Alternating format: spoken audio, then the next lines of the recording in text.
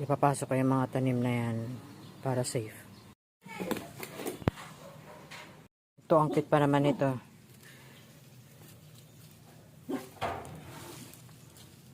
Pasok na lahat ng halaman na nasa labas.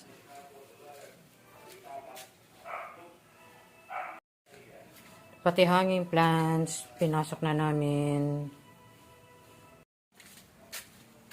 Kailangan i-save. Dampot namin na mga nabagsak na nyug.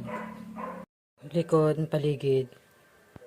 Ayan, dadakutin ko na lang siya. Para wala magbara-bara. Kasi dito, napupuno dito ng tubig. Kailangan malinis ang paligid. Ready to pick up na. Kailangan malinis ang paligid. Ligpit na natin to.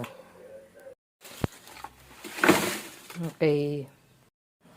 Malinis na yung likod. Umaapaw dito yung tubig eh. Kaya kailangan hindi pwede magbara yung mga dahon-dahon. Kailangan malinis. Yan, may cover na siya. Iwas sa malakas na hangin.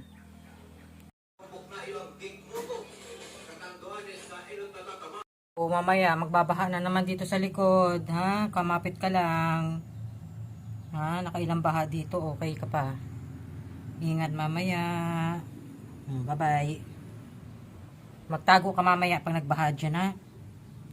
Hello, pong-pong.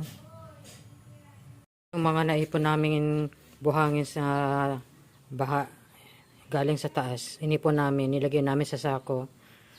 Maya iharang namin dyan sa baha. Kasi dumadaan dito yung yung tubig galing sa taas. Makaka-help yung buhangin. Buti na isako namin yung mga buhangin. Pangharang yun dyan mamaya. Pray tayo guys. Ingat tayo mamaya guys. Bikodansya.